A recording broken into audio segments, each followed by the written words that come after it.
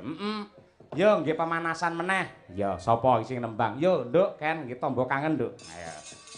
Coba jumenenga cublak-cublak suweng Niken Salindri dari Kota Tahu Kediri. Ya.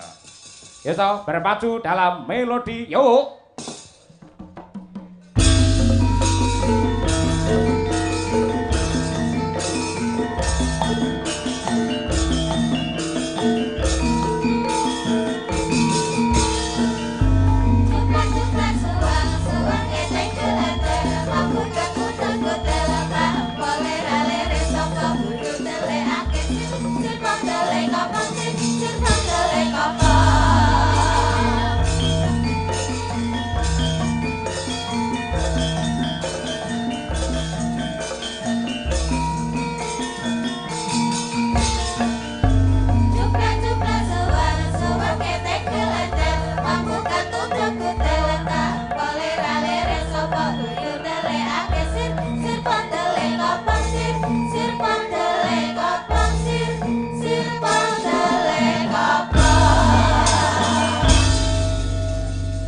Hadir di tengah-tengah kita ya kuwi bintang dari Kediri Niken Salindri.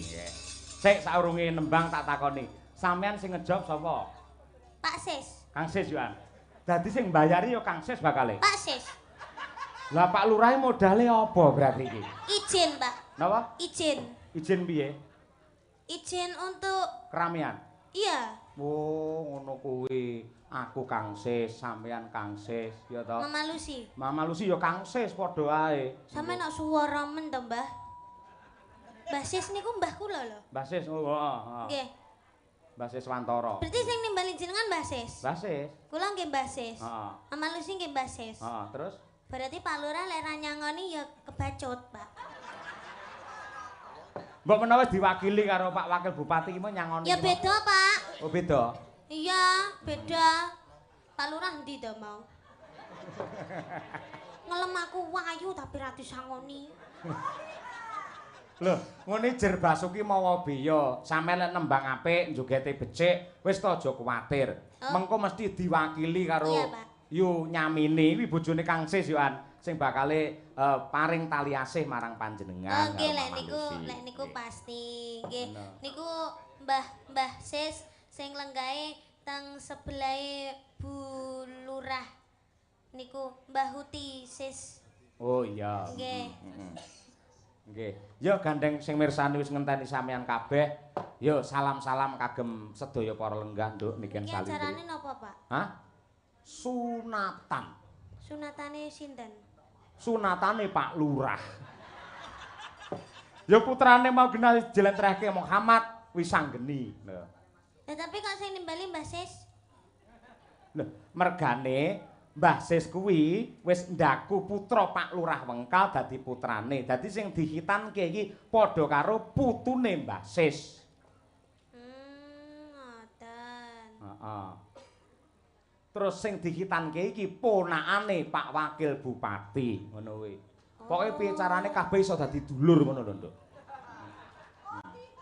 Oh iya. Ya didoakan semoga buat Mas Wisanggeni semoga menjadi anak yang soleh, berbakti kepada kedua orang tua, sehat selalu panjang umurnya, tercapai cita-citanya, dan kagem Pak Lurah kalian Bu Lurah matur sembah nuwun sanget. Mugi-mugi sehat selalu panjang umurnya, kathah rezekine, awet leh ngomong anak putune, kalih Mbah Sis kalian Uti. Terima kasih banyak. Sudah Pak. Sampun nggih. Lho penontonnya urung didongakne penontonnya. Ya, terima kasih buat para penonton yang sudah hadir di sini maupun yang lihat di live streaming. Karena sudah menonton Niken beserta Pak Cahyo Kuntadi sak rombonge, mugi-mugi tansah pinaringan sehat selalu panjang umur rezeki ingkang kusik. Pak Cahyo Kuntadi sak rombongan, sak rombonge ya bakul soto napa piye? sama aja. Oh beda. Sak rombonge tegese nggawa rombong rene, lek sak rombongan tegese kancane akeh. Ngono lho, Nduk. Ya, sak rombongan mugi-mugi jenengan sedaya tansah pinaringan rezeki ingkang kathah barokah Allahumma. Amin. Mugi-mugi tansah pinaringan seger kuarasan panjang umur Allahumma. Amin. Mugi-mugi sageta munggah kaji Allahumma. Amin. Mugi-mugi sageta nanggap Niken Salindri. Amin. Ah ya wis laris kaya ngono sik kurang tanggapan sampean nggih ora nggih. Lek kanggone piyayi ulang tahun lek mengucapkan piye, Nduk? Ulang tahun. Kalau ulang tahun ya happy birthday, semoga panjang umur sehat selalu, semoga panjang umur sehat selalu. Nggih, selamat ulang tahun ya. Iya. Nah, selamat ulang tahun. Kanggone wong nikah selamate piye ucapane? Sakinah mawaddah warahmah. Wah iya, selamat menempuh hidup Itu baru. baru. Lek kanggo cah sing disunat nih, selamate piye? Selamat menikmati. Terus Selamat menikmati. Itu kalau dikitan itu bentuknya gimana, Pak? wah. Itunya kok bisa dikitan itu gimana? Istilah dikitan ki diislamke ya. Nuwun sewu, nggen alat vital. Nuwun sewu kuwi kudu ngerti mergo iki agama, Nduk. Nggen pepucuke alat vital kae, kuwi iki janjane reget, itu adalah najis. Ketika tidak dihitan, tidak dipotong, itu akan menjadikan sumber penyakit dan kalau beribadah kanggone wong Islam, salat ora bisa sah mergo sik enek najise. Mula padha karo Mas Wisanggeni iki diislamke karo Pak Lurah. Mula dihitan. Oh. Berarti kalau sunat itu harus orang Islam aja. Loh, ora mung Islam, malah mbiyen ki ning Eropa, para putri, para wanita Eropa nate demo. Nuntut supaya mbuh agamane apa, piyai kakung kudu khitan. Pamrih apa? Men ora ana penyakit sing ana alat vital kuwi mau. Oh, gitu. Berarti menyelamatkan ya, Pak, dikitan itu. Menyelamatkan dan juga mengenakkan, Nduk. Piye lek ngomong ya iki? Berarti kalau seumpama kan udah dikitan. Sekarang dikitan dikitan Mas Wisanggeni ya, Pak. Terus jelek pemene enek regetane berarti ya dikitane. Lah lek angger reget dikitan ya entekno Nduk suwi-suwi. Dadi rasa jenengan enek regetane terus di sunat. Wah, piye ya lek nerangne? Ngene Nduk. Iki lho, ya wis ngene ya. Bentuke ya ngono kuwi, Pak. Iki agama lho iki ilmu lho iki. Iki dadi ngene iki ya. Berarti pucuke ijo. Apa? Pucuke ijo. Heeh, mergo bar digedhuk ning tembok sing rupane ijo ngono. Kok sing tak terangne. Iki pamane ya. Lah iki sing dikitan iki, dipotong des iki akhire kan ilang. Lah iki ngene. Lek ngene iki kaya anu lho, kaya helm lho Nduk malian. Lah iki wis ilang. Iki sing reget iki. Upamane iki pamane go reget kena banyu, kena apa wedi apa kena apa, iki dikumbah wis resik. Oh. Ah, ngene iki sing dadi sumbere virus iki sing iki, ya. Mula iki kudu disingkirke adoh. Nah, akhirnya dadi resik, ling ibadah iso sah 100%. Oh, kalau boleh tahu Mas Wisanggeni itu kelas berapa, Pak? Lah nyuwun prisa karo Pak Lurah. Kelas pinten, Bu?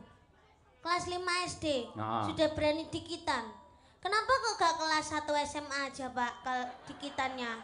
Lek kelas 1 utawa kelas 2 SMA, engko lek ngitan iki ulete ra umum.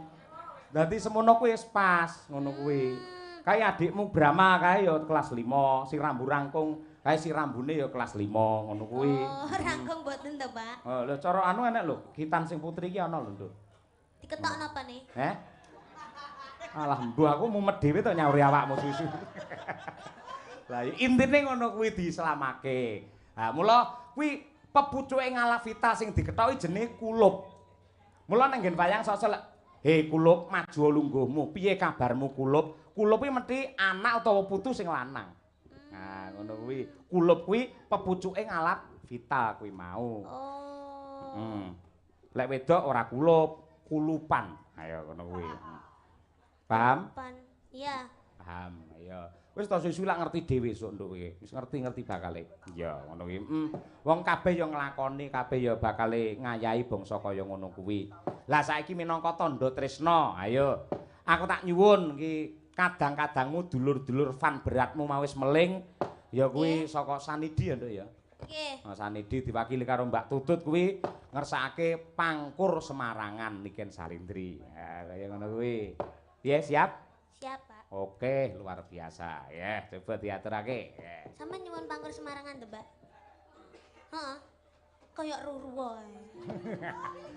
Mula lek urung roh iki dudono lho, iki lho pangkur Semarangan. Wong duwe penggemar malah diseneni Niken ora. Aku lek karo penggemarku iki basa malah kok seneni ora. Lah Mbak Tutut iki kalih kula wis pun Wis plek ya. nggih. Ah iya, aku kalih Bu Kesi wis plek-plek. Ayo ngono kuwi. Ayo, angger mencolot mudune plek-plek ngono kuwi ayo. Nano. Ya, Nduk, Cahayu Niken. Nah. Iki ndamel mingkar-minggur, Pak. Non? Ndamel mingkar-minggur. Manut jenengan. Mingkar-minggur. Sing los sing pundi? Mingkar-minggurin mawon nggih, Pak. Iya, mingkar-mingkur. Nah, nggih. Oh. Mingkar-mingkuring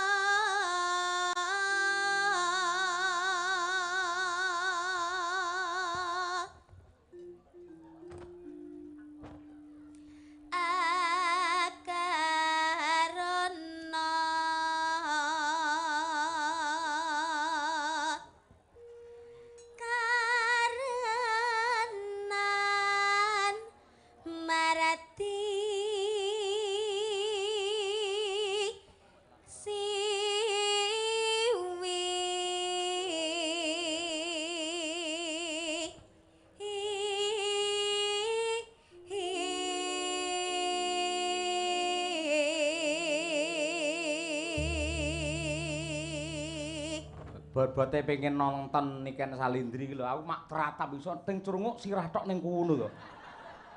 Masya Allah, mak kowe iki anci-anci apa nduk ning kono? Kursi. hati-hati lho ya. Hati-hati, ayo. Sing sebelahe cah cilik lanang wis sunat apa urung? Urung? Oh iya, heeh. Hati-hati ya, nganti kecepit disunati ning kono kowe engko. Ayo. Iki ibuke ya ning kono masalah ki sing wedok. Iya. Nonton wayang iso ting crunguk ning kono ae. Yo, iki nggen gawat ki, Nduk, tarik napas konsentrasi penuh. Nada tinggi. Niken Salindri. Yo.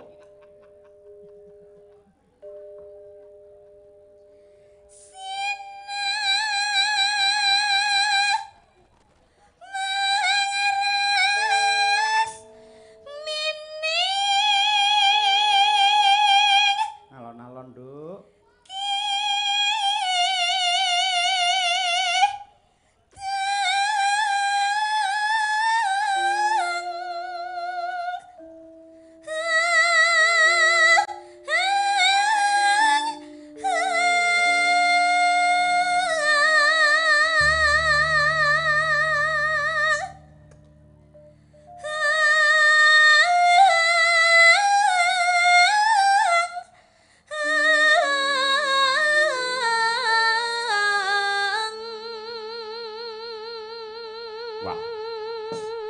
Nada semono kuat wis kaya mboke wisan. Yo tepuk tangan untuk Niken Salindri. Wah. Mura ya kondang larang ya semono ya kuat lho bocah ora. Eloke nganti kaya ngono. Ha iya. Wis sok lek sampean bayen sok lek duwe putra nduk ora bakal kuwatir. Rasane ya ngono kuwi. Upamane arep nglairke anggere sampean wis pangkur Semarangan, kok lair dhewe wisan. Ayo. Heeh. Terus deh. Sinopa sinu karata mereka tarata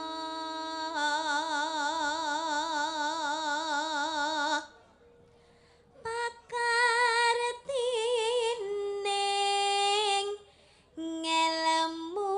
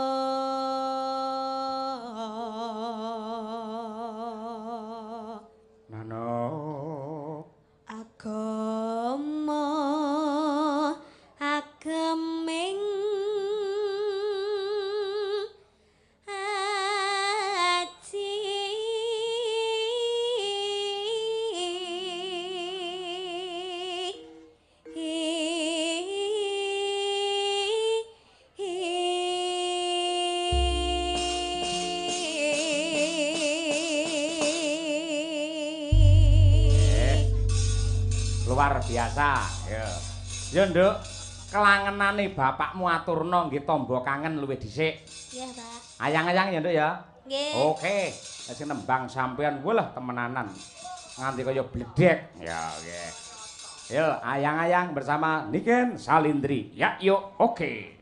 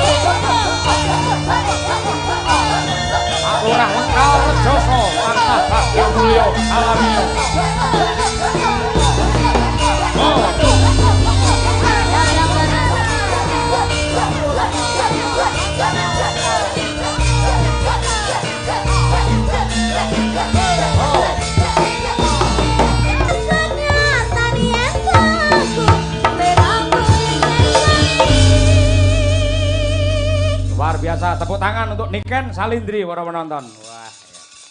Horeg tenan. Yen gen sound system kaya nek sound horeg yen sinden horeg ya Niken Salindri iki. Luar biasa elok temenanan. Sik, Nduk, gentenan. Ayo. Nggih. Nggih pemanasan mengko tampil meneh. Oke. Nanti gara-gara to? Nggih, Pak. Oke, jos. Tak totone wektune yen ngono. Ya. Mbak Lucy Brahman. Ayo iki. Iki untuk bintang tamu loro gedhi-gedhi kabeh. Mboten. Sampai ini penggali tentrem menapa piye to Mbak Lucy kok iso awake kaya ora suda-suda. Kula niku nggih suda sakjane tapi namung setengah on. Lek lumrahe tiyang lek umpama stres niku lak mboten doyan mangan. Lah kula niku lek stres napa mawon kula pangan. Saestu. Wah. Luar biasa. Sami kali Bu Kesi ngoten. Anggere Ramadan nika nggih. Poso to nika? Poso. Wah, bobote suda 3 kilo. Alhamdulillah. Bodol lak panganan tok. Nggih. Mundak 7 kilo. Sami niku kanca kula plek dadi ngertos niku. Ngerti. Nggih. Yo berdiri. Siap. Pak Lucy Ponorogo.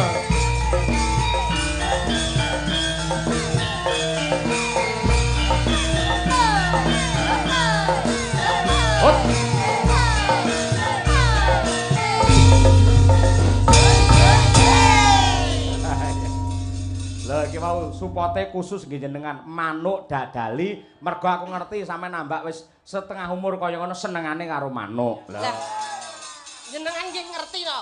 Ngerti wae. Tiyang niku mbok apa umur 85 niku lek ngertos manuk nggih tasik seneng. Maksudnya nggih katuranggane jenengane wis ketok. Aku niteni.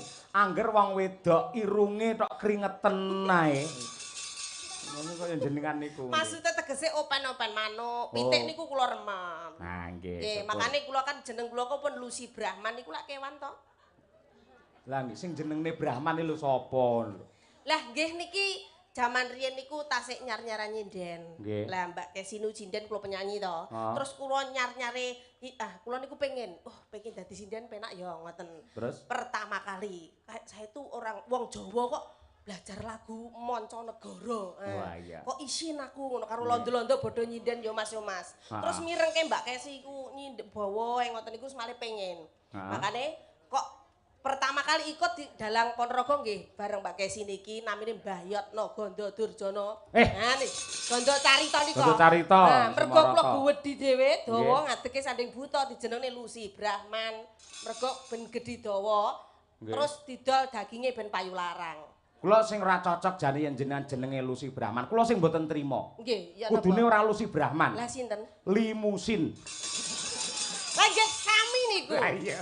Terus niku dinobakne meleh kalih Bapak Anom Surata nduk Brahman kuwi kudu kewan tegese tak artekne Brahmana. Wah iya. Entuk munggah derajat kasta tertinggi. Wah iya. Pangestune nggih ngoten tok-tok maneh. Nggih, aduh. Mula nggih derajat jenengan luar biasa dadi sinden kondang laris, isih pegawai negeri mula ya diangkat derajate jenengan. Amin pangestune jenengan sami mawon panjenengan nggih ngoten nggih. Nggih. Ayo matur karo Pak Lurah Wengkal. Masyaallah nggih. Wilujeng dalu assalamualaikum warahmatullahi wabarakatuh. Waalaikumsalam. Turu mlumah. Arep nyapa ya itu mlumah. Saya tak pari anak nggih Pak Lurah. Pripun? Tuku mlumah. Turu mlumah. Kecemplung sumur. Mugi Pak Lurah, Bu Lurah panjang umur. Mangan sosis. Mangan sosis. Kok 5.000-an. Mangan sosis kok madhep rene. Pak Haji ses mudi kathah rezekine. Terus numpak tronton.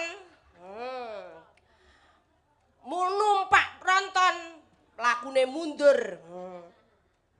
Terus? Ya nabrak. Kuwi lho teruse piye jawabane kuwi? Nggih. Kabeh penonton panjang umur. Kabeh penonton mugi panjang umur. Numpak tronton ning peteng-peteng, mugi penonton ndang padha meteng. Dongane lek anake sik siji ra apa-apa, lek nganti 4 5 mesake lho kaya brayut dan. Ayo mboten napa-napa. Nggih. Nggih, niku sing dinteni Bu Lurah estu. Pak Lurah makane teng mriki kering kete sak grontol-grontol. Antem Bu Lurah gedhi dhuwur kaya limosin rek. Bu Lurah nggih kembaran kula kuwedhi dawa BK. Pak Lurah plek karo aku iki. Jano. Tapi nggih pama dijejer kula kalah ayu arek Bu Lurah. Kalah ayu arek Bu Lurah. Bu Haji nggih luar biasa. Berkat Mas Cahyo, berkat Pak Lurah saya pinanggih kali anak wedok niki 1 tahun sudah lama ndak ketemu. Jenengan niku? Nggih. Riyen kan sik cilik indul-undul, pipine mindul-mindul lek mangan pentol kula colongi. Saiki ku terus tambah moncar, tambah cantik. Weh, nek Mbak Niken ya Mas. Nah, wis ayu banget. Terus mari ngono gawe kawat. Kawate ireng. Lah mbok wong ayu gawe kawat ireng kita ayu ya. Jajal lek Lucy Brahman sing gawe kawat ireng.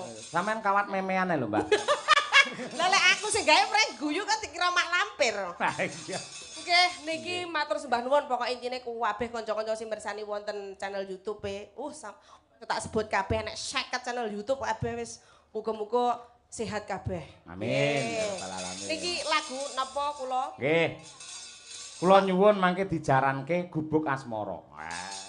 Alah Gusti Allah. Nggih, Gubuk Asmara terus ibu-ibu ten rencang pawon wau pesen lagune kok bojo loro. Iya nggih.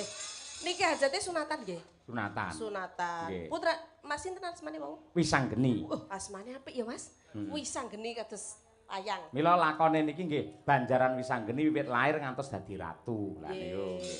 Oleh bagus, semoga menjadi putra yang soleh, berbakti dumateng tiang sepuh kekalih. Amin. Menjadi putra yang sukses bisa membanggakan kedua orang tua. Amin. Ampun iki? Nggih, dibawani rumiyin Mbak Lucy. Nggih. Pucungipun. Ayo nggih. Nggih, Mbak. Nggih. Mingkar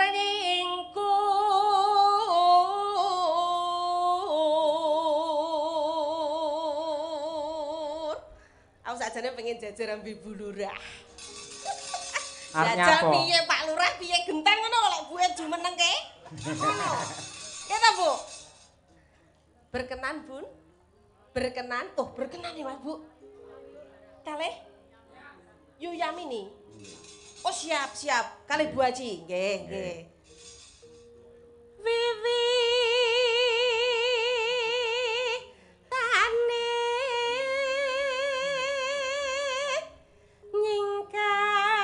nyingkar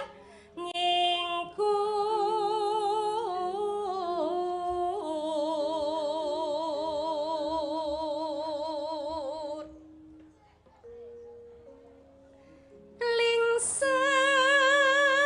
lingsem yereke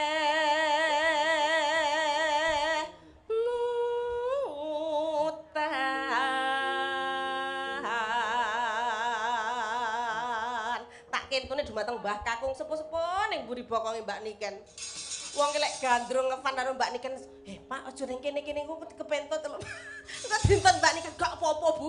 Entute Mbak Niken wangi. Iya. Niku tiyang saking cintane. Heeh, dianggap anugerah malah. Nggih, sehat nggih, Mbak Kong. Nggih.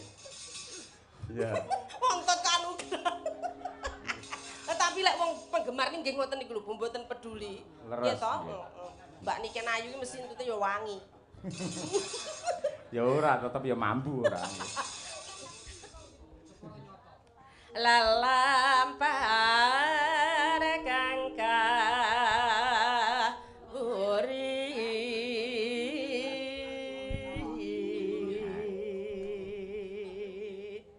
Nano. tarasna tulus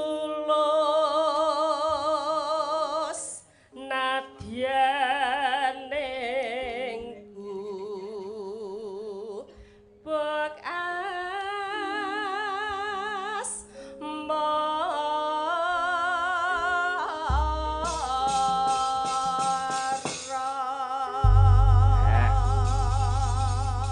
Oke, terima kasih.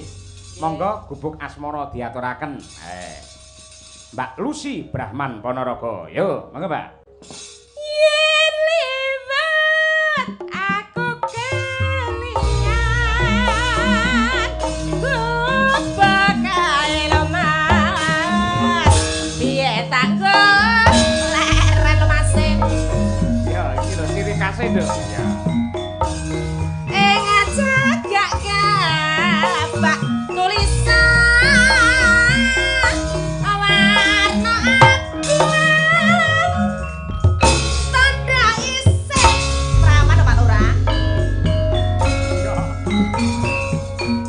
jenenge gubuk as marang masih piye nek kae lo masan ya tak go wandong tresna lo mas Kae mburi kok denek Mas. tanapa bantal tanpa krasa Masih. masih buat abadi ketaman marang alon-alon masih malih masih Malih, Mbak E.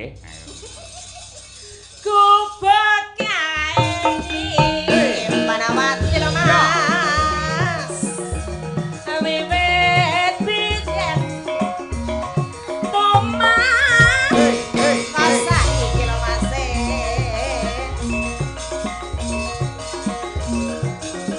gubek kae kabeh cerita lo mas tengah wati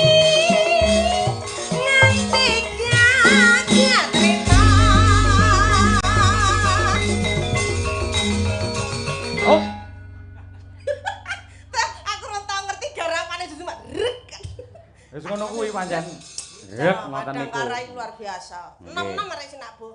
Heeh. Yen Sinabuh jenengan kok mboten sing tuwa to? Mbak tuwa sithik tak pateni ya, Mbak.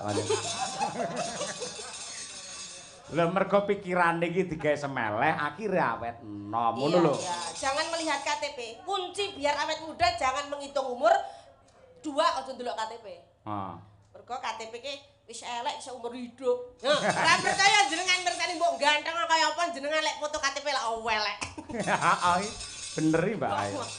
Iso njuwo bros ngono ayo. Malih Mas e. Iya, Mbak e. Monggo Mas e. Iya, Mbok e. Cet. Di rumah saya malah kelingan. Anyel mboke kaya mbok-mbokan guyangan. Lah kula yen mantan mriko kok. Ora. Tahu lho kula estu wayangan kali Bu Kesi teng mriko. Heeh. Dinyang wong. Dinyang wong. Dinyang wong dikira anyar. Heeh. Tenan kula karo Bu Kesi teko. Iki lho barang anyar. Sumpah kuwi tenan. Iki jangan sik aku perawan mbek iki. Heeh. Sampe nyauri, kula mboten anyar, pindahan. Lah iya. Malah nggih. Nggih no. Cadatan sak jroning ati. Jatan lontar mase saya marep ati.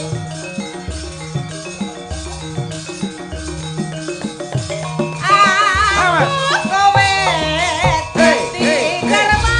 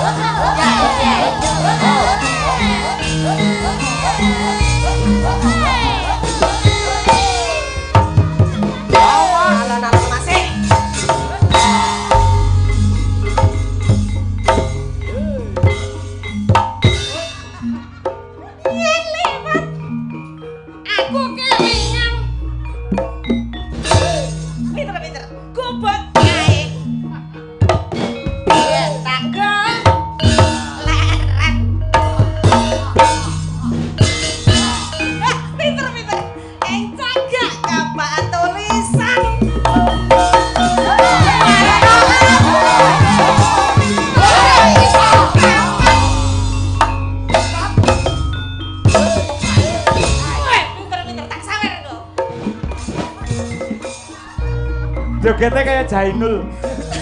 Tapi pinter loh, kula ngetes sing ngendang lho hebat. Tekan ndi mau? Iya lho Mas. Iya. Tanpa bantal, tanpa klosa.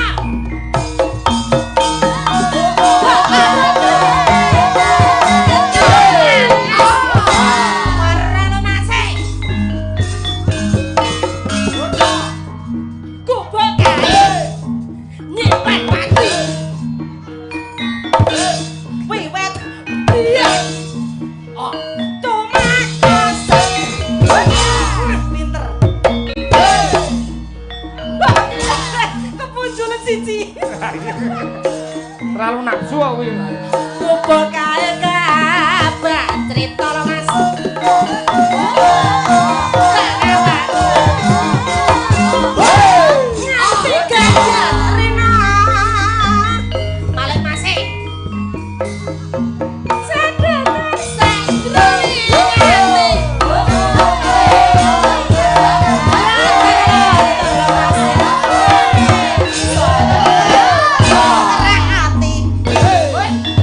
Wah,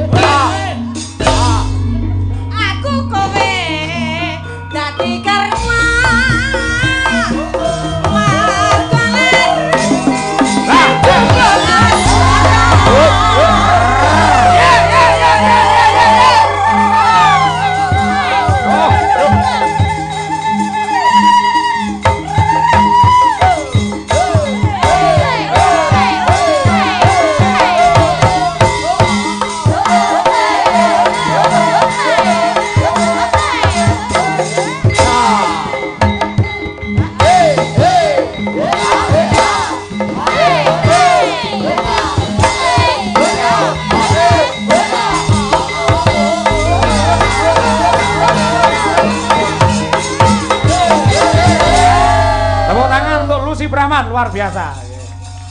Wah, pola iso kaya ngono. Tapi hebat lho niki kendange lek ra profesional. Sampai plek plek plek plek. Wani nyawer 100.000. Ayo, pertanyaane. Nggih, nggih. Sampeyan lek duwe bojo to? Nggih, nggih. Ngerti polahe kaya ngono bojone jenengan ora gila ngene. Yo gila sakjane. Ayo. Aku mau dadi bojone wedi to, ayo. Iso ngrusake terot kuwi. Ayo. Oke, sampun iki pangurutane pun diaturi. Nggih. Luar biasa. Nggih. Kowe lek sering ketemu wis ya apal, ya. Iya. Sinten sing ngendang niku? Mas. Sinten? Pak No. Heeh. Cakno kulit magetan. Ayo. Matur nuwun Cak No. Nggih. Ngapusi kowe timbilen kowe. Lho jeneng ya kuwi kaya sampean iki. Maksud Cak No. Heeh. Ngerti ra umure pira kuwi? Pinten umure? 57.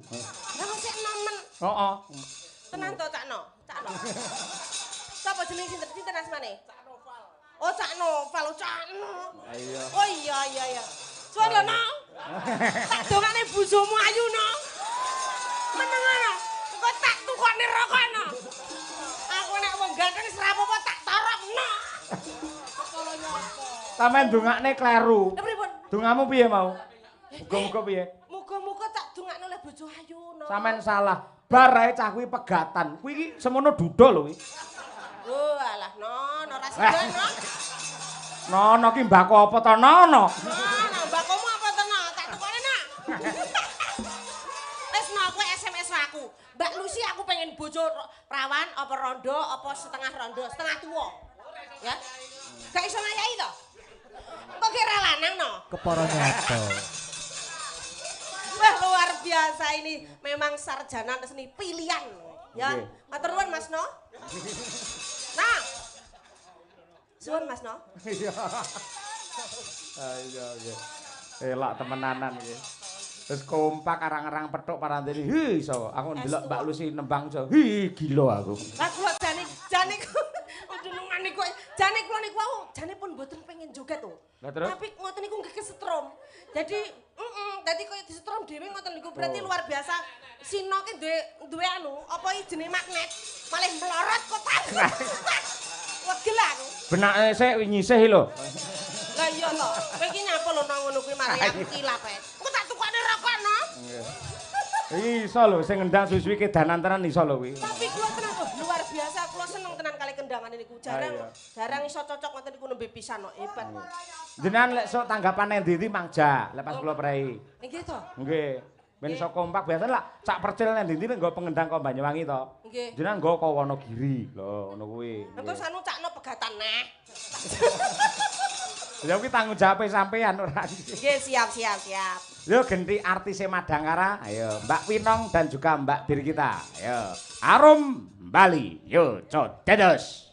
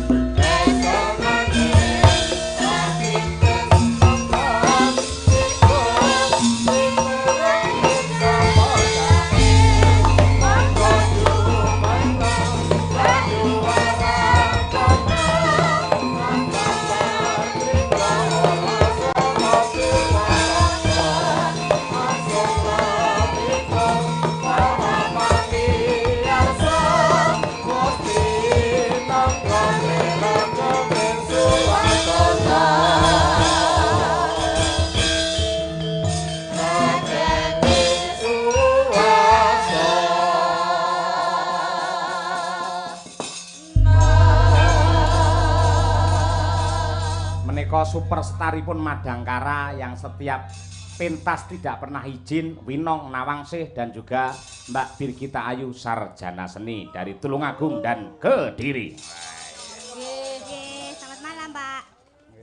Karena kan kita kan tidak pernah izin toh Pak, hadiah ini ku nopo, jenengan kok Lah, tidak itu pernah lho, memberi Pak. kita hadiah ngoten lho Pak. Kok iso nakoni hadiah? Sampeyan iki ora izin melu nyinden akhirnya dibayar. Kewajibanmu wis kok tindakne, hakmu ya kok tampa Loh, kok iso. mboten Pak nek zaman sekarang itu ada self reward Mbak namanya. Lah itu, Pak. Apa kuwi? Self reward, Self reward itu hadiah untuk hadiah. diri. Ya wis. Jenengan pemimpin toh Pak, pemimpin grup. Heeh. Jangan dalang, kula sinden gitu. Ya jenengan sekali-sekali niku memberi hadiah kepada sindenan jenengan. Oke, Pak. gur ngono ae beres. Sok minggu tak golekne bros kabeh. Bros, Bros biyen kuwi lho apa? godhoe lho. lha wi kan sok minggu dino iki lho Pak, napa? Ya ngono arep tanggapan ngene iso ngene hadiah. Lho, Saya tak tukone bros wis to, khusus Winong karo Brigita sing masang aku dhewe. Seto Pak, kita Apa? kan sinden, tugasnya nyinden. Berarti kita kan yang menyanyi gitu Pak. Berarti ya mau lho nong sawerane saka Pak Wakil Bupati mau lho kudune iki ya diweni ak dhewe. Lah Mau ya. digawa dhewe. Kok digawa dhewe ya? Kok digawa dhewe ning ngetokne dalange cetil. Lah ya. Lambene tekan titi. Kowe ora ngerti, ning Nganjuk ya Kiai Sepuh wis paring dawuh. Yen bar jam 12 bengi, cah wedok nyekel dhuwit ora ilok. Lah kenapa? Ora pantes. Lah napa Pak? Lunga dipangan pipi gombel. Loh, enggak. Itu tuh tegese ki jenengan iku amanah, Pak. Mosok sawer Pak Wabu kan mestine nggih anu niki disalurkan ke sini gitu. Betul niku, Pak Wab, mau ngendika Pak Wabu ngendika lek ora ngerti to kowe. Apa? Nalika masrake Pak Dalang niki mboten kangge sinden ning khusus kangge jenengan piyambak. Napa nggih, kula mboten mirengi. Kowe ora percaya ngono? Nggih, mboten. Aku yo ora percaya ya ana. Ah iya nggih. Wis bareng nyono aku mau didum karo kanca-kanca pengrawit kabeh. Yo. Iki nyo tampa. Ngono ngono. Dikira aku cetil. Aja diumumne aku dalang cetil ya. Lu yang bilang Mbak Birgita bukan saya. Hah? Lah Yang kok bilang tanganmu Mbak- nampa? Lah kan sing Kosek kowe kok nampa? Lah kan sing cedak kula, Pak. Bendarane apa? Mbak Birgita. Ya kon rene cahe. Oh, oke. Nggih, karena saya niku ngapunten Bapak Ibu kula niku menjabat sebagai bendahara Sinden Madangkara. Dados uang saweran niku masuk ke rekening kula, Pak. Ngoten. Iya, menjahat. Ayo nggih, menjahat. Nyo iki ditamani. Nggih. Sungkem sik karo dalange. 1 juta lho iki rumah. Kanjeng. Takut celuknya ditamani ngono. Nggih. Didum. Ikhlas Ya. mboten? Heh? Ikhlas mboten? Yo nadyan ora ikhlas paling timbang kok lolokne wis tampanono ngono. Mbok yo sing ikhlas sapa, Pak? Yo ikhlas wong kuwi dudu dhuwitku paringane Pak Wabu kok ya ngono kae. Nggih, ngaturaken sembah nuwun nggih Pak Wakil Pak Wakil Bupati. Oh iya. Ayo. Ayo, mulai jolono nganggo tembang sing apik kaloro. Karena tembang apa? Anu aja. Yang hits sekarang aja, Pak. Apa kuwi? Kusuma Wijaya aja, Pak. Wah, iya, nggih, Kusuma Wijaya. Nggih. Coba diaturake Winong Nawangsi Mbak Birgita Ayu. Yuk bersama Madangkara Group. Oke.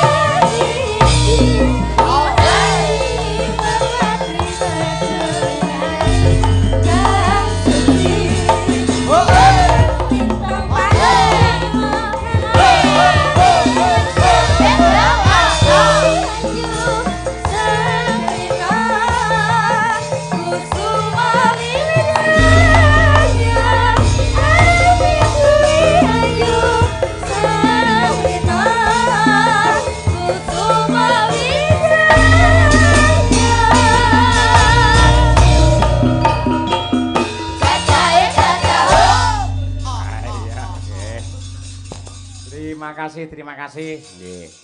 Ugi ngaturaken sugeng rawuh marang Pak Jono karo Bu Sri adoh saka Surabaya. Mau jagong ning Jombang bablas nusul awake dhewe. Heeh. Panjenengane iki le tresna karo Madangkara luar biasa. Ora mung laladan Nganjuk tekan Madiun Ponorogo, Solo, nusul kok, Nduk. Iya. Kuwi jenenge katresnan. Lah, welinge ya kuwi budhe nyamini. Oh ya Kang Sis.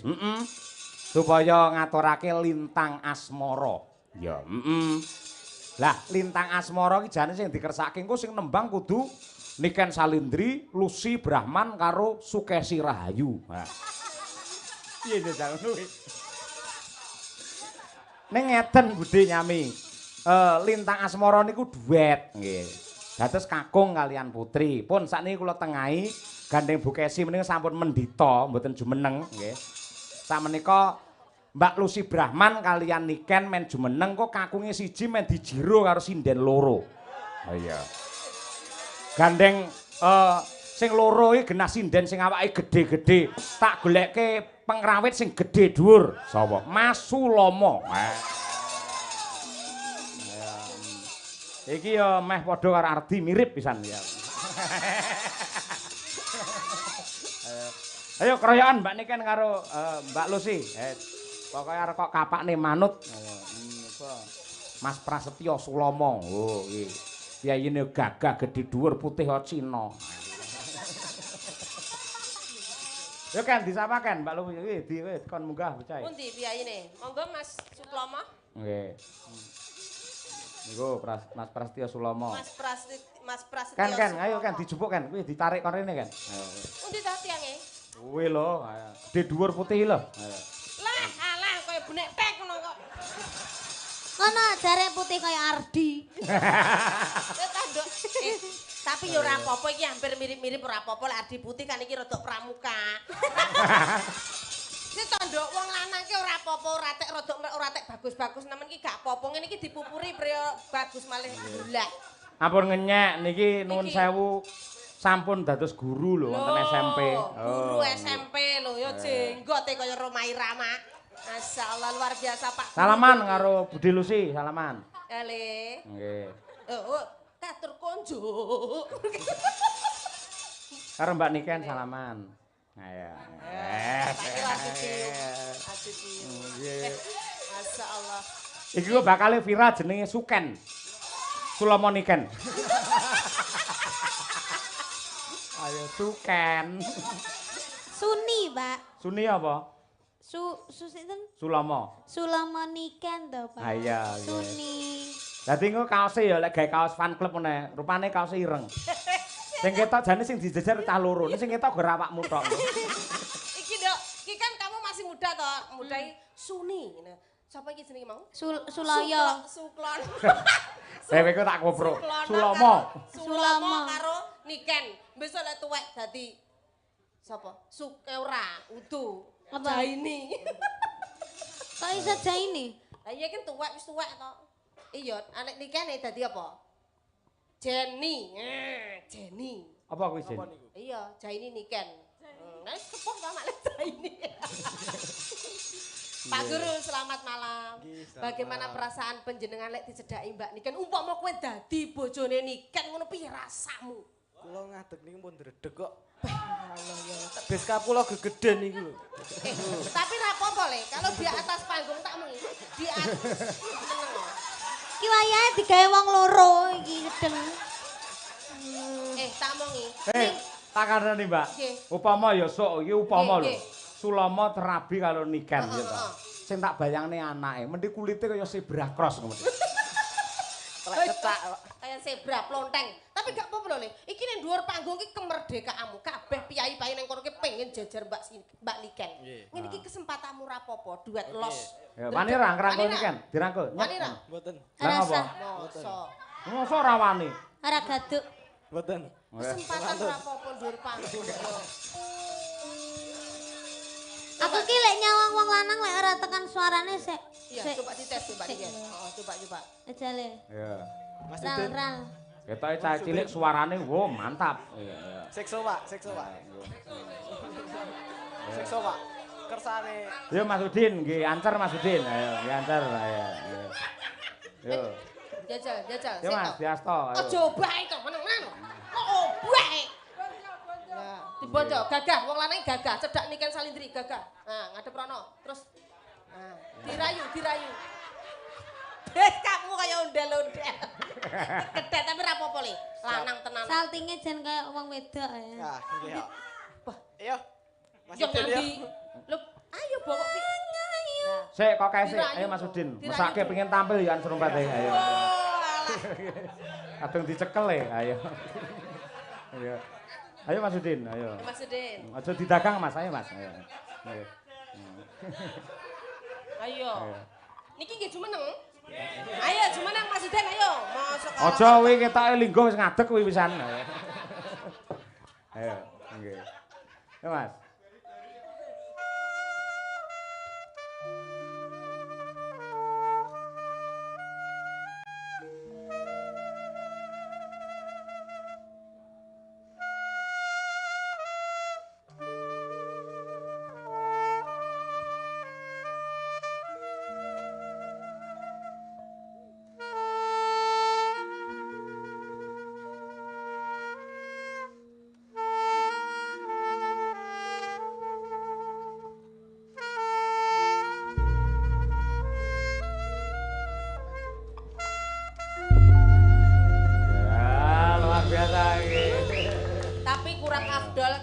vokal cowok menggandrung Mbak Niken Sarindi. Rale, ayo rale.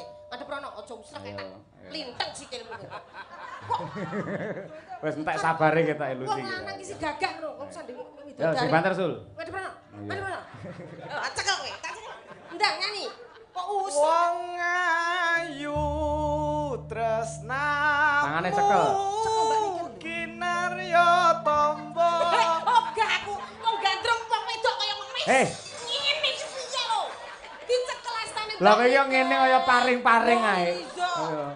Langsung cek ngono lho, Sul. Langsung cek. Mesti kula, Pak. Halo, Jawa Wedi. Ini di atas panggung ya, Mas ya. Totalitas kerja nyuwun sewu Mbak Niken ngono sik ora apa-apa ngadep rono. Ora wis ora bojomu wis turu. Ning dhuwur panggung los pokoke. Iya. Ayo sampai obah nek tak gujer sikilmu. Ayo. Aku biar turu ya, Mas. ya. Nyuwun sewu Mbak Niken. Gak apa-apa, Mbak Pran. Niken. Nggih, Mas.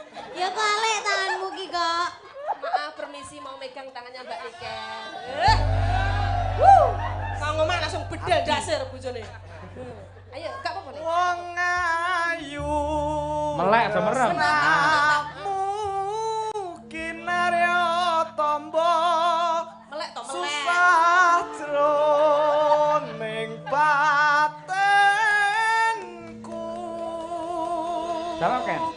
Wong bagus hantap narasa hatimu tresnaku tulus jroning kalbu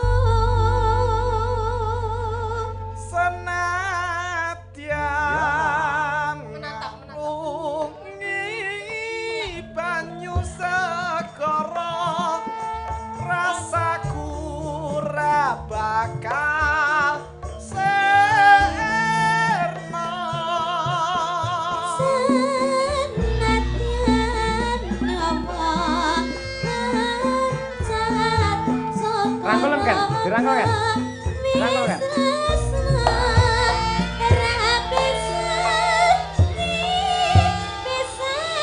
Terus kan, dirangkul kan?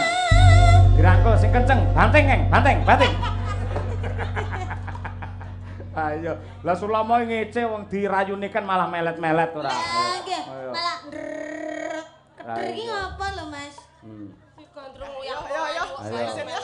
Ayo milih ndi? Iki apa sing ning omah? Ayo. Ayo milih Mepsa apa iki? Ayo. Ayo. Oke, luar biasa. Engko pokoke sing putri piyai loro. Nah. Iya. Pokoke arep kok remuk, arep kok jur, monggo. Ayo.